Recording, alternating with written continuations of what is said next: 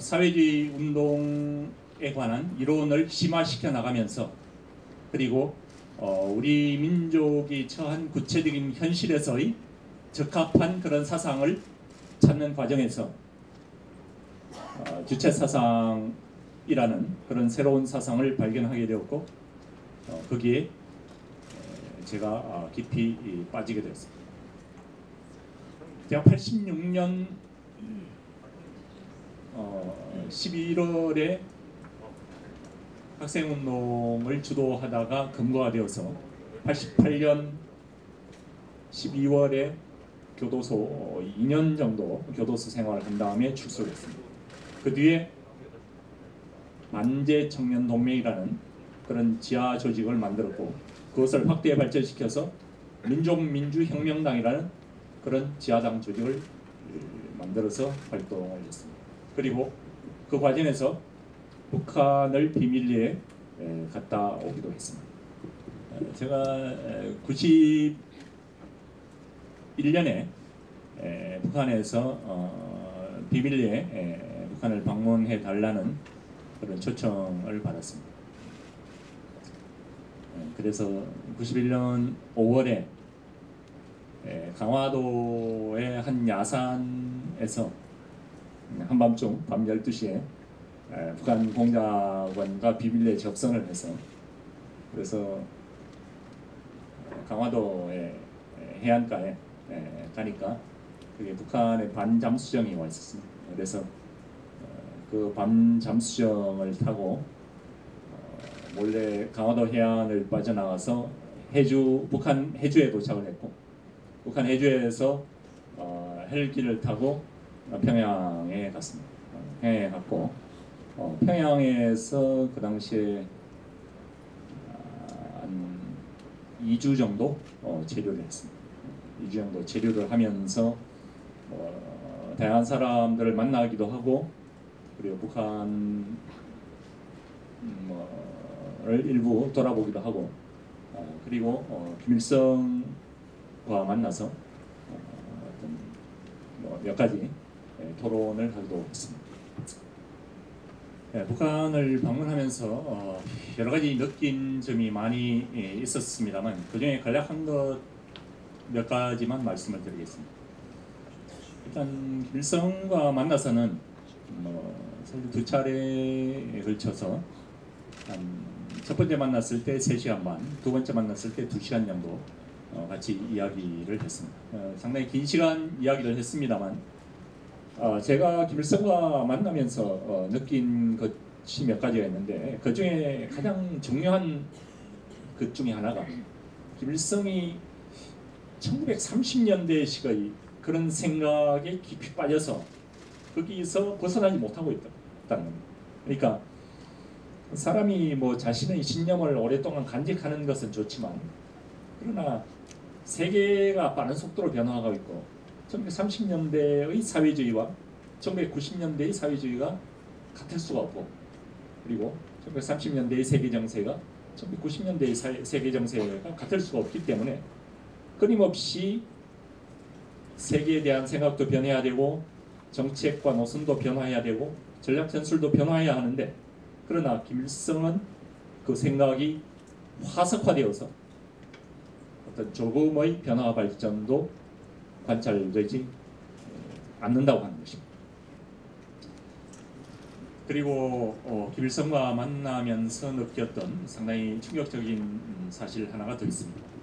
김일성과 만나서 제가 워낙 주체 사상에 대해서 관심이 많다 보니까 김일성과 만나서 가장 기대했던 것 중에 하나가 주체 사상에 관해서 좀 더 깊이 있는 철학적인 그런 토론이 가능하겠다 하는 것이었습니다. 그러나 김일성과 만나서 주체 사상에 대해서 이야기를 꽤 나눴습니다.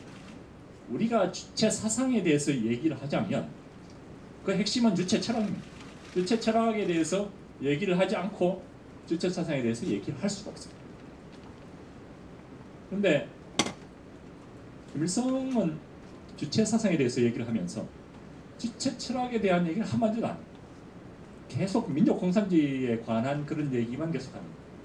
그래서 제가 계속 주체 철학에 관한 부문으로 대화 주제를 유도하고 하긴 했지만 그러나 계속 실패했습니다. 나중에 제가 유심히 관찰해 본 결과 내린 결론은 김일성이 주체 철학에 대해서 전혀 모른다. 북한에서 주체 사상이라는 게 어떤 사상입니까?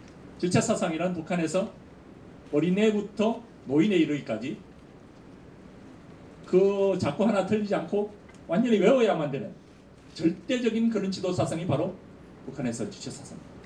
그런 주체 사상을 김일성이 지도자로서 자기 이름으로 발표를 하고 자기가 직접 만들지 않았다. 거기까지는 제가 용인할 수 있습니다. 그러나 그런 절대적인 지도 사상을 절대적인 지도자가 잘 모른다. 설명도 할 수 없다. 그리고 기본적인 논리조차 이해할 수 없다.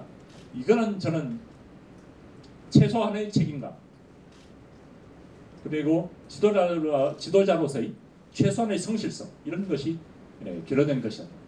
이렇게 생각합니다. 그래서 제가 나중에 그 주체 철학을 만들었던 황장엽 선생님과 만나서 그 얘기를 김일성이 주체 사상을 잘 모르던데 과연 어떻게 된 거냐 하고 제가 물어본 적이 있었습니다. 근데 황장엽 선생님이 하시는 말씀이 그렇게 짧은 시간 만나고 어떻게 그 김일성이 주체 사상 모른다는 걸 어떻게 그렇게 정확하게 파악할 수 있었냐 그렇게 말씀을 하시더라고요. 그래서 진짜 김일성이 주체 사상 모르는구나 이렇게 확인을 할 수 있었습니다. 그리고 제가 북한에 올라가서 요구했던 것 중에 하나가 주체 철학 전문가하고 토론을 할 수 있게 해달라 그런 요청을 했습니다. 그래서 북한에서 그 당시 한 40대 초반 정도 되는 비교적 젊은 주체 철학 전문가를 초청을 해서 두 사람을 초청을 해서 이틀 동안 저와 여러 가지 문제에 관해서 토론을 했습니다. 그런데 그 사람들이 굉장히 지식이 풍부하고 굉장히 똑똑해 보이는 그런 사람들이었습니다만 얘기를 전혀 자유롭게 하지를 못해요.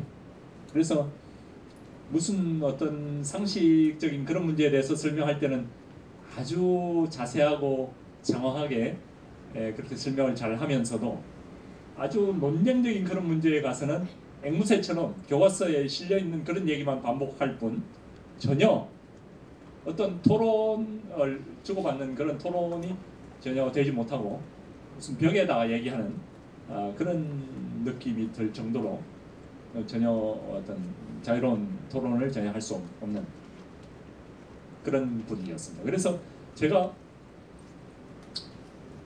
물론 사회주의 국가에 그런 분위기가 있다는 건 약간은 짐작은 하고 있었습니다만 그러나 제가 일반적으로 알고 있던 그런 사회주의 국가에서의 꽉 막힌 그런 것보다 훨씬 더 꽉 막힌 그러니까 어떤 최소한의 그런 어떤 자유로운 연구 분위기 최소한의 그런 어떤 토론할 수 있는 그런 분위기가 전혀 안 됐습니다.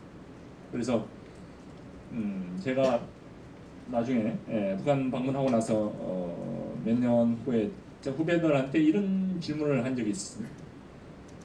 이 지구상에서 주체사상 연구의 자유가 가장 없는 나라가 어느 나라일까?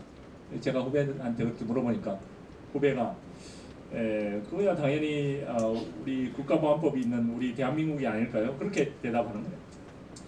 우리나라에도 약간 자유가 제한되는 것은 사실이지만 그러나 이 지구상에서 가장 주체사상 연구의 자유가 없는 것은 바로 북한이다.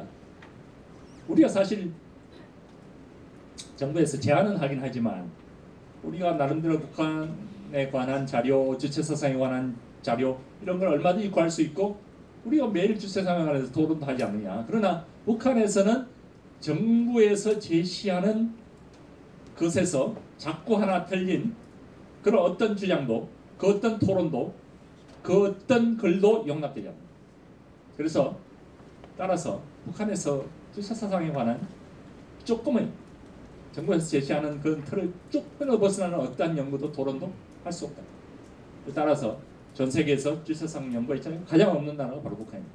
이렇게 제가 얘기한 적이 있습니다. 바로 그러한 점을 제가 북한에서 그 주체성 전문가들하고 토론하면서 느꼈습니다.